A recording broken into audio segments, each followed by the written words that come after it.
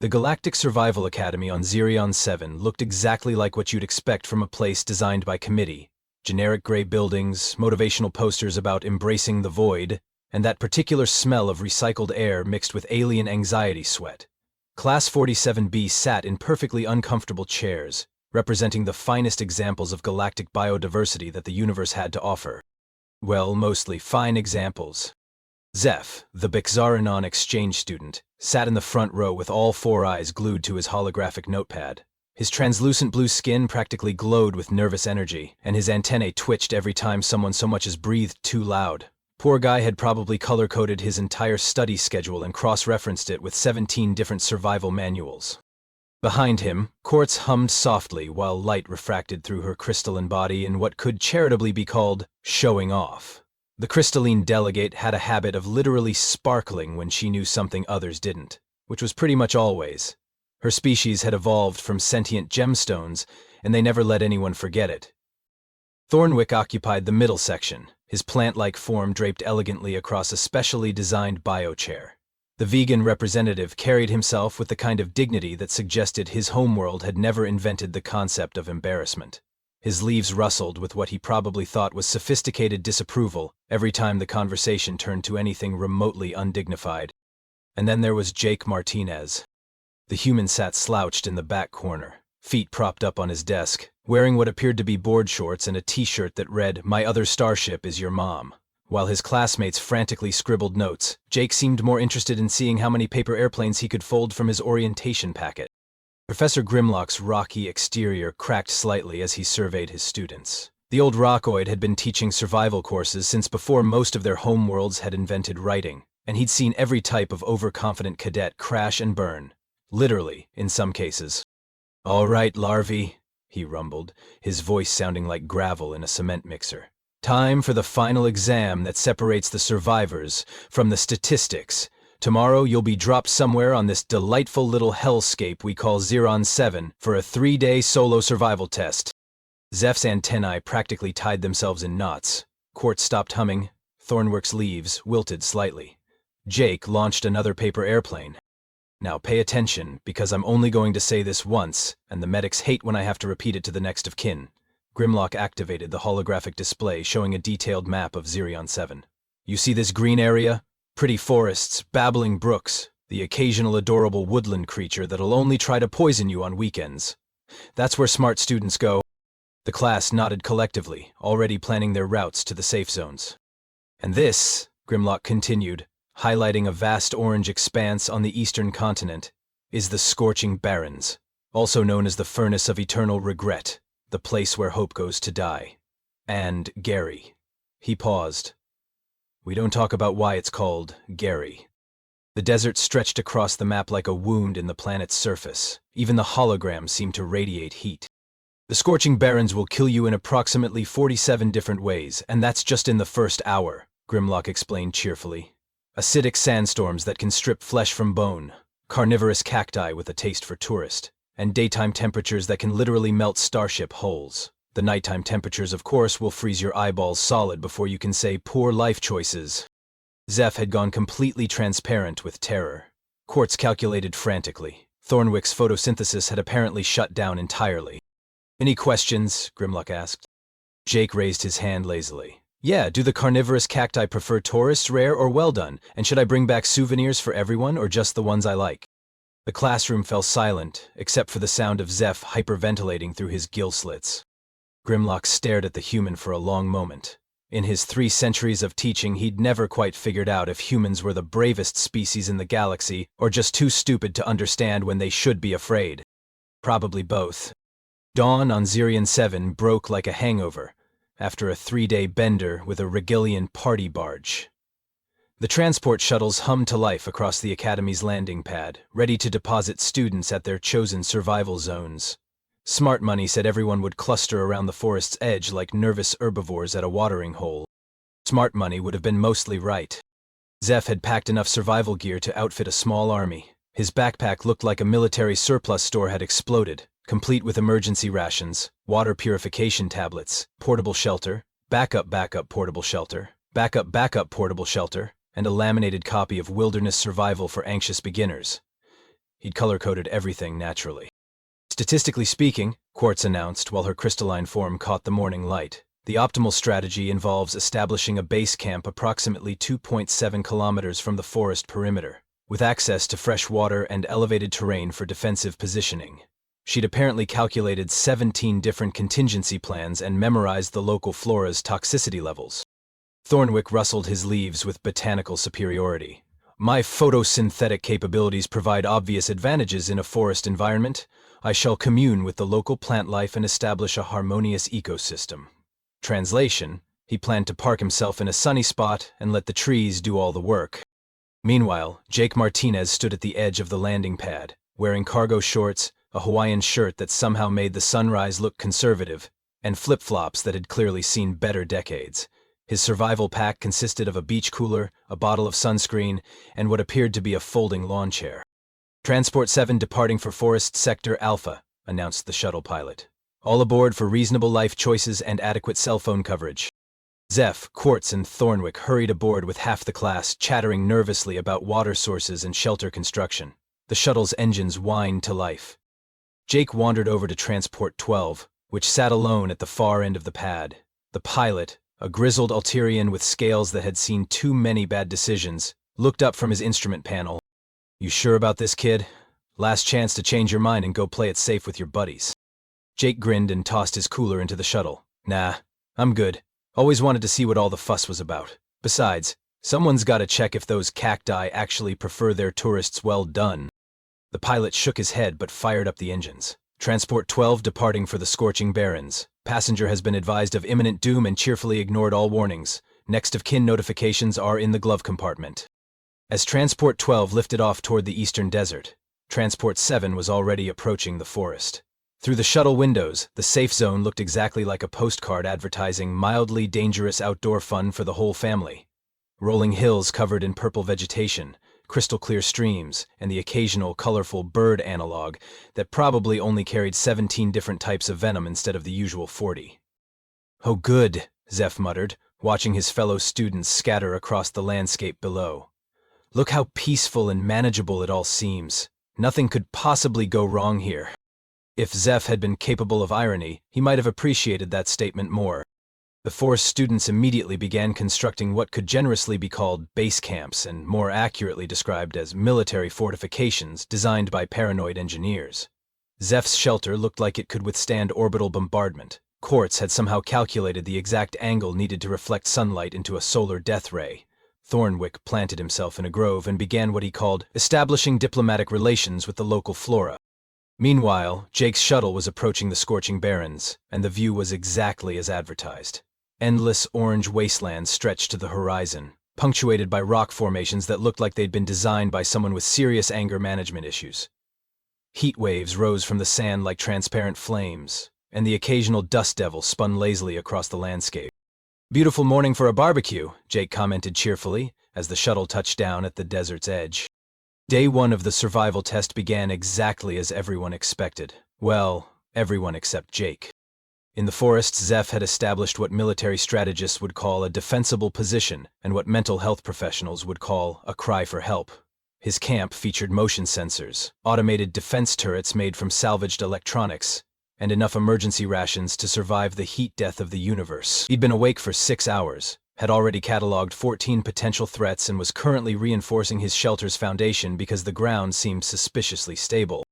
Quartz had taken a more scientific approach, naturally. She'd calculated the precise mineral content of the local soil, analyzed wind patterns for optimal shelter placement, and established a water purification system that could probably make battery acid safe to drink.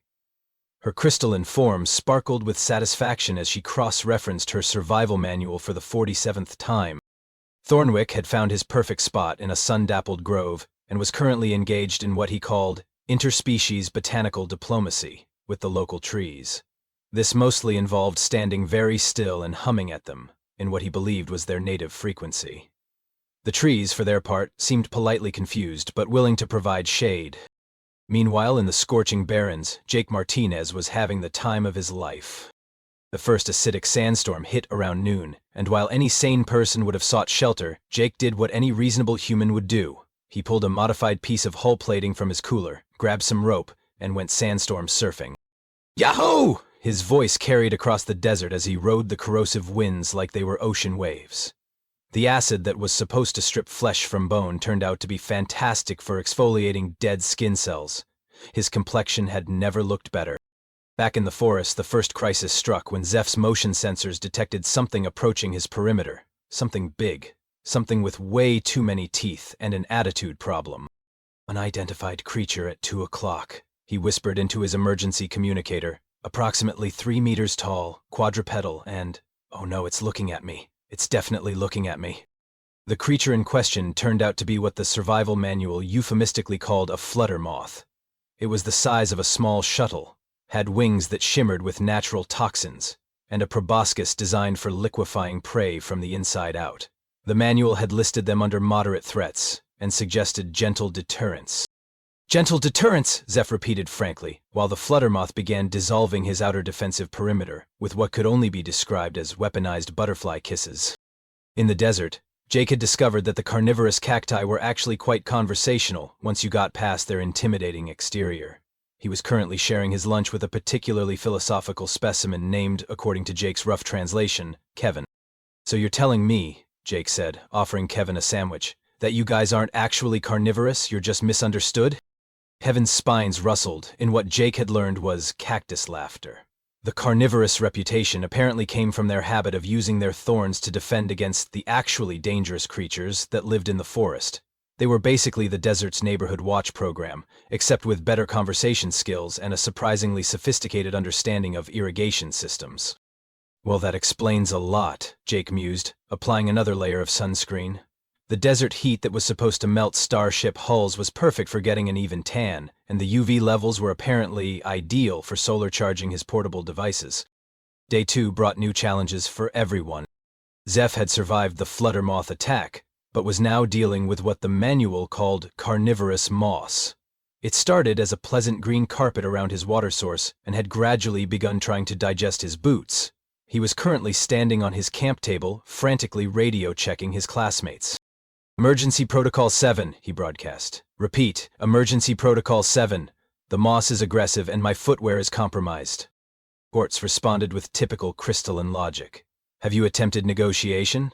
Perhaps the moss simply requires proper introduction. You can't negotiate with moss, Quartz. Nonsense. All carbon-based life forms respond to logical discourse. Her confidence lasted approximately 30 seconds, which was how long it took for her own campsite to be invaded by what appeared to be territorial squirrel analogs. They were adorable, fluffy, and had apparently evolved specifically to crack crystalline structures for the minerals inside. Revision to previous statement, Quartz transmitted, while her perfect geometric shelter was methodically dismantled by creatures that looked like they belonged in a children's picture book. Some carbon-based life forms are clearly beyond reason. Thornwick's diplomatic approach had initially seemed successful. The local trees had accepted his presence and even provided him with what he interpreted as gifts of fruit and nectar. It wasn't until Day 2 afternoon that he realized the trees weren't being generous. They were marinating him. This is most irregular, he announced, to nobody in particular as the sweet-smelling sap continued to coat his bark. Botanical partnerships are traditionally based on mutual benefit, not seasoning. Meanwhile, Jake was learning that the desert had its own underground ecosystem. The cacti had shown him hidden springs that stayed cool even in the killing heat, and a network of caves that maintained perfect temperature year-round. It was like discovering that hell had a 5-star resort hidden in the basement. You guys have been holding out on everybody, Jake told Kevin, while relaxing in a natural hot spring that was apparently heated by geothermal vents. This place is amazing. Why didn't anyone mention the spa features? Kevin explained, through a series of spine movements that Jake was getting surprisingly good at interpreting, that most species were too busy running away screaming to notice the amenities. Humans were apparently the first visitors who had bothered to stick around long enough for the full tour. The regular evening radio check revealed the growing disparity in everyone's experiences. Status report, crackled Professor Grimlock's voice over the emergency channel.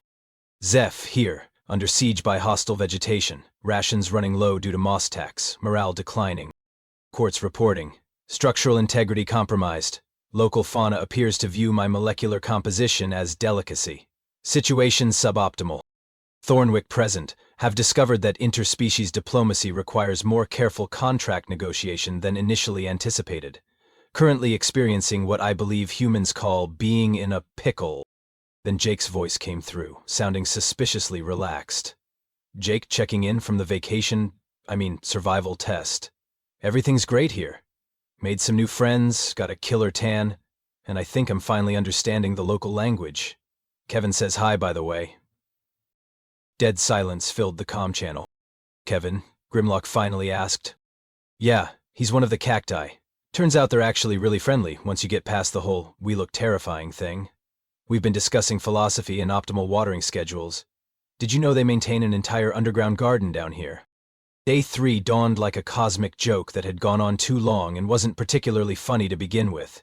The forest survivors limped toward the Academy's extraction point looking like they'd been processed through a blender, designed by someone with a grudge against higher education. Zeph arrived first, naturally, because he'd spent the last 6 hours calculating the optimal route to minimize exposure to what he now referred to as the Green Menace. His translucent blue skin had taken on a distinctly gray tinge, and one of his antennae was missing entirely. Not broken off cleanly, mind you, but dissolved away bit by what the survival manual had cheerfully classified as mildly acidic morning dew. Never again, he muttered to himself, clutching his partially eaten survival pack. Never, ever again. I'm switching to theoretical xenobiology. Nice, safe, theoretical xenobiology, where the specimens can't digest your equipment while you're trying to study them. His once pristine gear now looked like it had been used as chew toys by something with really poor dental hygiene. The motion sensors were completely corroded. His emergency shelter had been converted into nesting material by the territorial squirrel analogs, and his color-coded organization system had been rearranged by creatures that apparently had very different aesthetic preferences. Quartz materialized from the forest looking like she'd been through a rock tumbler operated by caffeinated vandals. Her perfectly geometric crystalline structure now sported chips, cracks, and what appeared to be tiny bite marks across her entire surface. She moved with the careful precision of someone who had learned that sudden movements made everything hurt worse. The statistical probability of survival in a safe environment, she announced to no one in particular, has been revised significantly downward. My calculations failed to account for the local fauna's apparent specialization in consuming silicate-based lifeforms. She paused, examining a particularly large crack running across her left arm. I may need to reconsider my approach to risk assessment. Her usual sparkling light show had been replaced by a dim glow that suggested either low battery or deep existential crisis, possibly both. The creatures she'd attempted to negotiate with had shown a remarkable appreciation for her mineral composition, treating her less like a fellow sentient being and more like a walking buffet with convenient bite-sized chunks. Thornwick's arrival could be detected from a considerable distance due to the smell.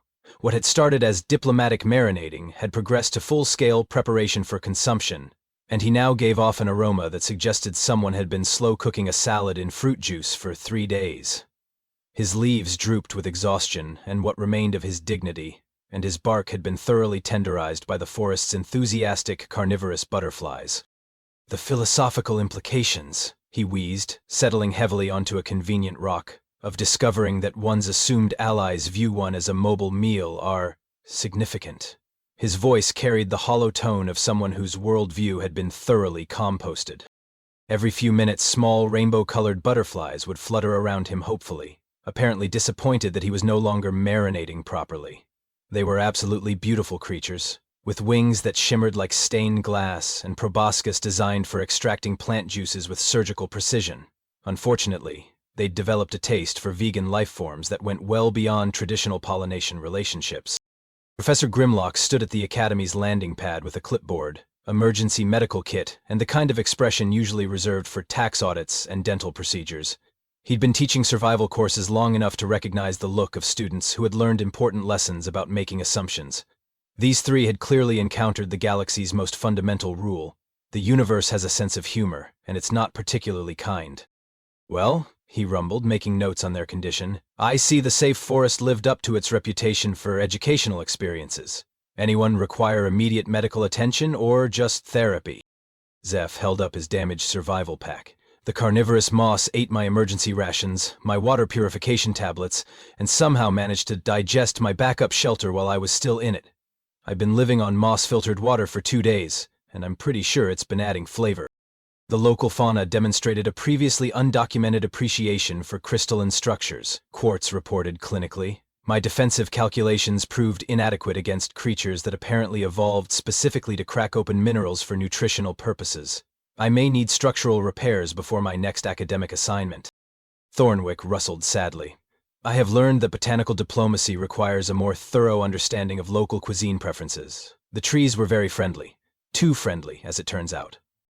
Grimlock nodded grimly and made more notes. 3 students successfully traumatized by the safe zone. Check. Now came the unpleasant business of dealing with the human situation.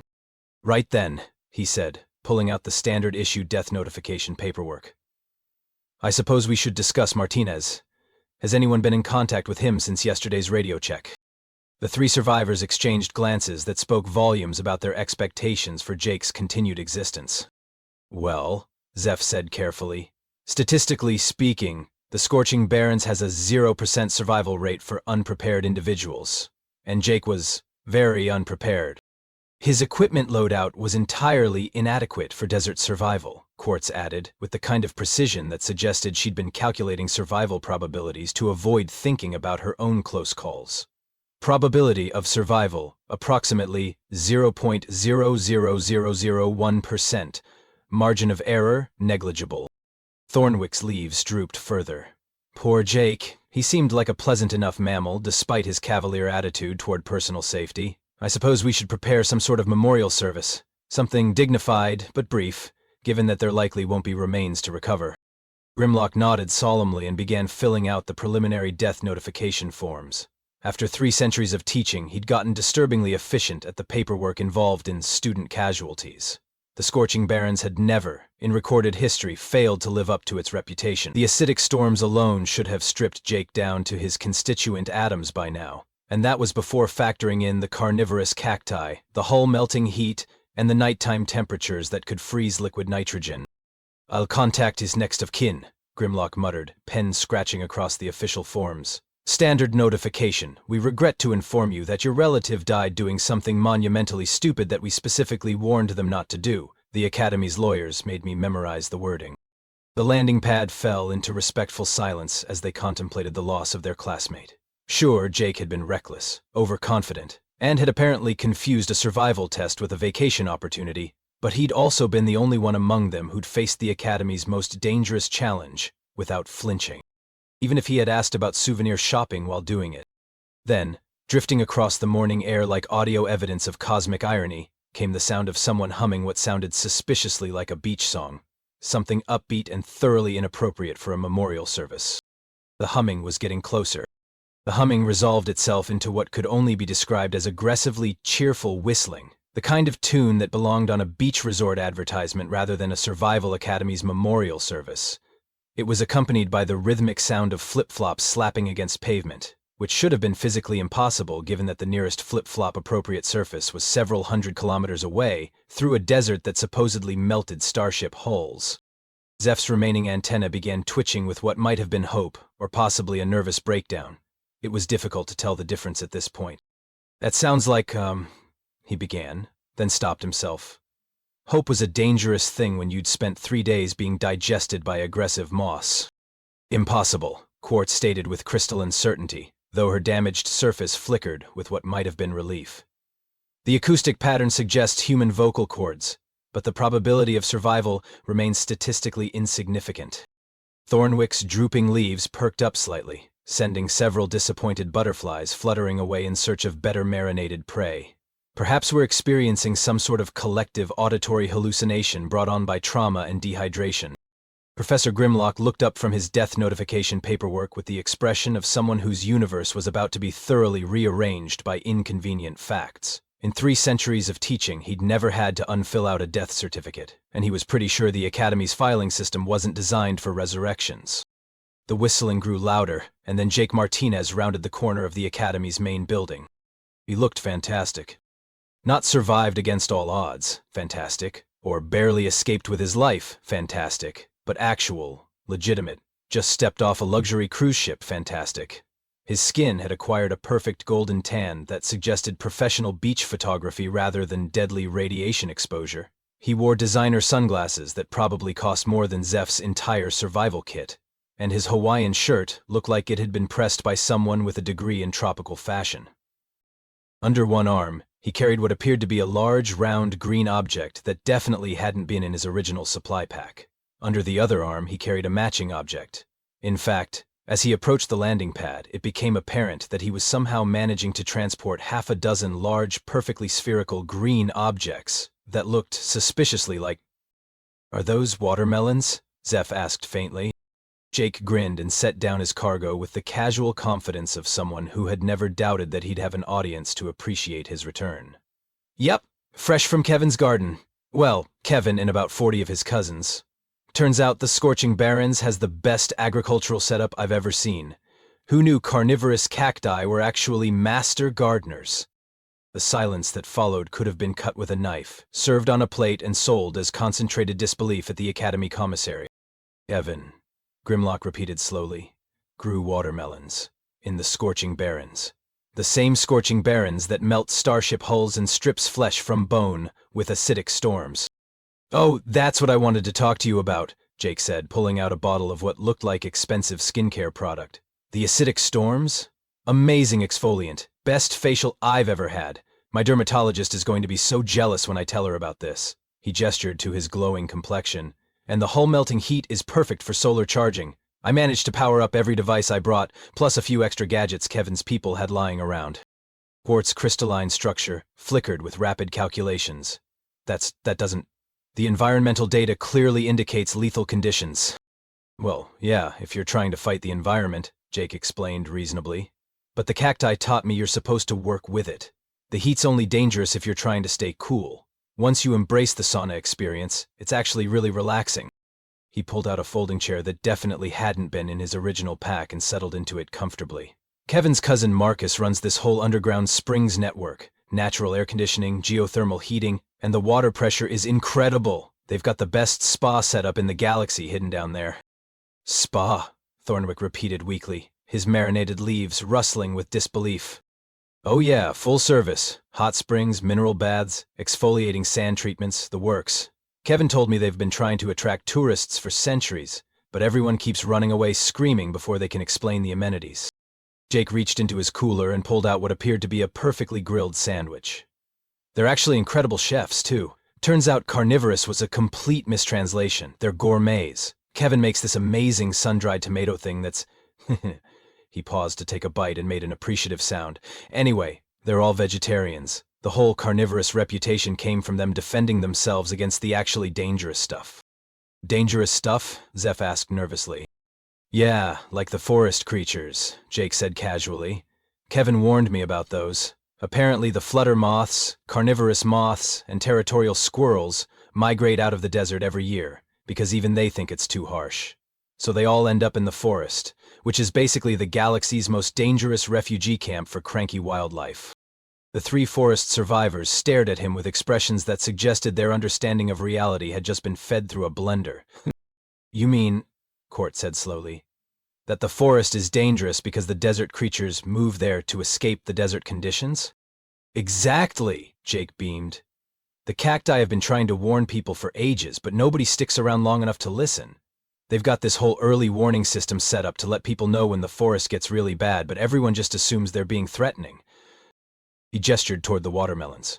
"These are from their main garden complex. They've got miles of underground growing areas, all climate-controlled and irrigated by natural springs. Kevin says they've been perfecting their agricultural techniques for thousands of years, but they never get to share their produce because everyone keeps assuming they want to eat them." Grimlock looked down at his death notification paperwork, then up at Jake's perfect tan, then back at the paperwork. "So you're telling me that the most dangerous location on the planet is actually a luxury resort run by misunderstood gardening enthusiasts?" "Pretty much," Jake confirmed. "Though Kevin prefers agricultural cooperative with spa services. They're very proud of their professional standards." He stood up and started distributing watermelons to his stunned classmates. "Oh, and they want to know if the Academy would be interested in establishing a cultural exchange program." Apparently, they've got a lot of knowledge about sustainable desert agriculture that they'd love to share. Plus, they think the students would benefit from the stress relief services. Zeph accepted his watermelon like he was handling a live explosive. They want to help students? Kevin says watching people stress out about survival makes them sad, Jake explained. They've been hoping someone would come along who was chill enough to actually talk to them instead of running away. Turns out humans are apparently the first species they've met who are laid back enough to hang out in a desert that looks scary. He pulled out his communicator and showed them several photos of himself relaxing in natural hot springs, surrounded by what were unmistakably the galaxy's most feared carnivorous cacti. The cacti appeared to be serving him fruit drinks with little umbrellas. Kevin's already planning the grand opening of the first interspecies desert resort, Jake continued. He thinks Oasis of Eternal Relaxation has a nice ring to it, but I suggested Gary's place might be more memorable. Professor Grimlock sat down heavily on the nearest bench, his rocky exterior creaking like an old starship settling into dock. In 3 centuries of teaching survival courses, he'd seen students panic, quit, succeed through careful planning, succeed through dumb luck, and occasionally succeed through sheer bloody-minded stubbornness. He had never, in all his years of education, seen a student turn a death trap into a vacation destination and come back with agricultural products and resort planning advice.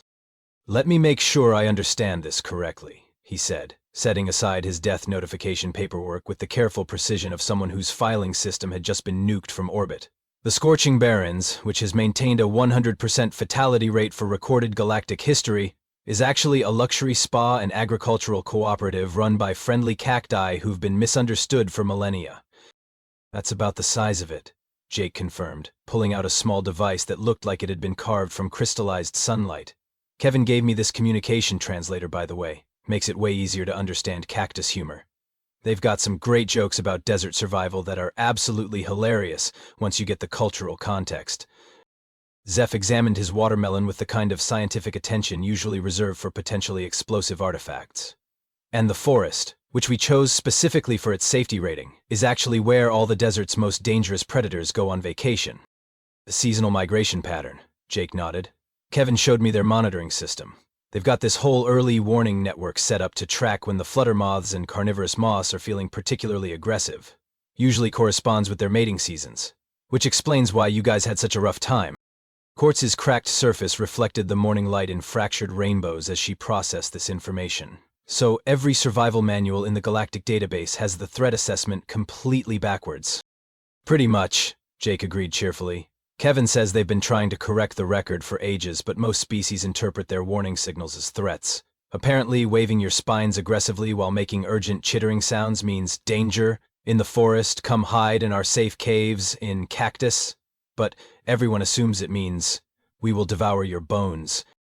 Thornwick rustled his leaves thoughtfully, disturbing several hopeful butterflies who were still circling him like tiny rainbow-colored vultures. The philosophical implications are staggering. We've constructed an entire academic framework around avoiding the very creatures who are trying to help us. Yeah, Kevin mentioned that, Jake said, pulling out what appeared to be a brochure printed on some kind of plant fiber paper. He's been working on a comprehensive guide to cactus-humanoid relations. Turns out they've been studying galactic species for centuries, trying to figure out how to communicate effectively. Humans are apparently the first ones who bothered to sit still long enough for a proper conversation. The brochure was beautifully illustrated, with detailed drawings of the underground oasis system, complete with amenities listings that read like a 5-star resort advertisement. Natural hot springs therapy, mineral mud baths, solar-powered relaxation pods, guided desert meditation walks, and all-you-can-eat organic fruit buffet were just some of the offerings listed under standard guest services. Kevin's cousin Rosalind handles the hospitality planning, Jake continued. She's really excited about the prospect of actually having guests who won't immediately flee in terror. They've been practicing their welcome speeches for decades. Professor Grimlock picked up the brochure and read it, with the expression of someone watching their entire professional worldview collapse in real time. They have welcome speeches. Oh yeah, really elaborate ones. Kevin performed his for me on the second day. It's got historical context, geological information, and a really moving section about interspecies friendship. He's been working on it for about 40 years. Jake cracked open one of the watermelons with practiced ease, revealing flesh that was perfectly ripe and somehow sparkled slightly in the sunlight. These are their signature crop, by the way. They've been perfecting the cultivation for generations. The sparkling effect comes from trace minerals in the soil that react with their specialized irrigation system. He offered pieces to his classmates, who accepted them with the cautious reverence usually reserved for religious artifacts. The first bite revealed fruit that was not only delicious, but somehow refreshing in a way that seemed to restore energy and calm nerves simultaneously. "It's medicinal," Jake explained, noting their surprised expressions. "Kevin's people have been developing therapeutic agriculture. These watermelons are specifically designed to counteract stress and environmental toxin exposure. They figured anyone brave enough to visit their desert probably needed some serious relaxation therapy." Zeph's remaining antenna stopped twitching for the first time in 3 days. "This is, actually, helping with the moss poisoning?" Devin mentioned that forest survival usually involves some toxic exposure. Jake nodded. "The watermelons are designed to neutralize most of the common environmental hazards. They've got varieties for different species' metabolic needs, too." Grimlock took a bite of his watermelon piece and felt 40 years of teaching stress begin to unknot in his shoulders. "This is better than the Academy's medical bay." "Rosalind specializes in therapeutic nutrition," Jake said proudly, like he was discussing accomplished relatives. "She's really excited about the possibility of opening up trade relations. Apparently they've got solutions for about 90% of the galaxy's common survival health issues, but they've never had anyone to share them with." He pulled out his communicator and showed them more photos from his desert adventure. Images of vast underground gardens filled with every variety of fruit and vegetable imaginable, all growing in perfect climate-controlled conditions. Pictures of natural swimming pools fed by underground springs, surrounded by carefully maintained rest areas, with what appeared to be custom furniture designed for different species' anatomical needs. "They've been planning for interspecies hospitality for centuries," Jake explained. "Kevin showed me guest quarters they've prepared for Blixarians, Crystallans, vegans, and about 40 other species. They've researched everyone's environmental needs and dietary requirements. They even have special UV filters for species that are sensitive to desert sunlight." "They've been preparing for guests who never came," Quartz said softly, her damaged crystal structure somehow looking more fragile in the morning light. "Until now," Jake grinned. "Kevin wants to know if the Academy would be interested in a partnership program. Think about it. Instead of sending students to barely survive in hostile environments, we could send them to learn sustainable living techniques from the galaxy's most experienced desert survival specialists." He gestured enthusiastically, warming to his topic. "They've got centuries of data on water conservation, renewable energy systems, sustainable agriculture, and stress management techniques. Plus, their guest satisfaction ratings would be incredible, since they've literally been preparing for this for generations." Professor Grimlock set down his watermelon piece and looked at Jake with something approaching respect. "You're seriously proposing that we convert our most dangerous survival test into an educational resort experience? Any more not?" Jake shrugged. "Kevin's people have mastered everything we're trying to teach our students, and they're eager to share their knowledge. Plus, students would actually learn useful skills instead of just trying not to die for 3 days." He pulled out one final item from his seemingly infinite supply pack, a formal invitation written in several galactic languages on what appeared to be handcrafted paper embedded with tiny sparkling crystals. "Kevin asked me to present this to the Academy administration," Jake said, offering the invitation to Grimlock. "It's a formal proposal for establishing the first interspecies desert education and wellness center. They're offering to host student groups, provide educational programs, and share their agricultural and survival techniques with anyone interested in learning." The invitation was beautiful, clearly crafted with meticulous attention to detail and genuine enthusiasm. The language was formal but warm, expressing genuine excitement about the possibility of finally sharing their knowledge and hospitality with other species. "Kevin mentioned that they've been lonely," Jake added quietly. "Turns out centuries of being misunderstood and avoided takes a toll, even on cacti. They're really hoping this could be the start of something bigger." Professor Grimlock read through the invitation twice, then looked up at his students. Zeph, who had started the test as a nervous wreck and emerged as a moss-poisoned nervous wreck, was now sitting calmly for the first time in recent memory. Quartz, despite her structural damage, was calculating what appeared to be positive probability matrices. Thornwick had stopped smelling like a marinated salad and was discussing plant-based nutrition with genuine academic interest instead of existential dread. And Jake Martinez, the student he'd expected to write off as a casualty of overconfidence, was casually proposing to revolutionize galactic education through interspecies cooperation with misunderstood desert gardeners. Martinez, Grimlock said finally, pulling out a grade pad and making some notes. You've successfully survived the Academy's most dangerous test, established first contact with a previously hostile species, negotiated a potential educational partnership, and somehow managed to bring back medicinal fruit and resort brochures. Plus I got a great tan, Jake added helpfully. Plus you got a great tan, Grimlock agreed. I'm giving you full marks and recommending you for advanced xenodiplomacy studies. Anyone who can turn a death trap into a vacation destination and make friends with carnivorous cacti clearly has a gift for creative problem solving. He stood up and gathered his papers, including the now unnecessary death notification forms. I'll be forwarding Kevin's proposal to the Academy administration with my full endorsement. If nothing else, it'll be interesting to see how they react to the suggestion that we've been teaching survival completely backwards for the past several centuries. Jake grinned and started packing up his watermelons. Kevin wanted me to mention that they're planning a grand opening celebration once the resort is approved. There's going to be a traditional cactus welcome ceremony, guided tours of the underground gardens, and a feast featuring their entire catalog of therapeutic produce. Will there be those little umbrellas in the drinks? Zeph asked hopefully. Kevin specifically mentioned the little umbrellas, Jake confirmed. Apparently they've been practicing their beverage presentation skills for decades. Roslyn is particularly proud of her fruit smoothie arrangements. As the group began walking back toward the academy, Jake pulled out his communicator one more time to send a message back to the desert. The reply came quickly, a series of cheerful chirps and clicks that the translation device rendered as something like, "Tell your friends, we're already preparing the guest quarters." Kevin says they're looking forward to meeting everyone, Jake translated, and he wants to know if anyone has dietary restrictions they should know about for the welcome feast. Professor Grimlock looked back at the scorching barrens in the distance, where heat waves continued to rise from the sand like transparent flames. Somewhere out there, beneath that supposedly lethal landscape, a civilization of misunderstood gardeners was probably preparing guest towels and calculating optimal fruit arrangements for their first official visitors in galactic history. "You know what, Martinez?" he said finally. "I think this might be the beginning of a beautiful friendship." And in the distance, if you listened carefully, you could almost hear the sound of 47 cacti applauding with their spines.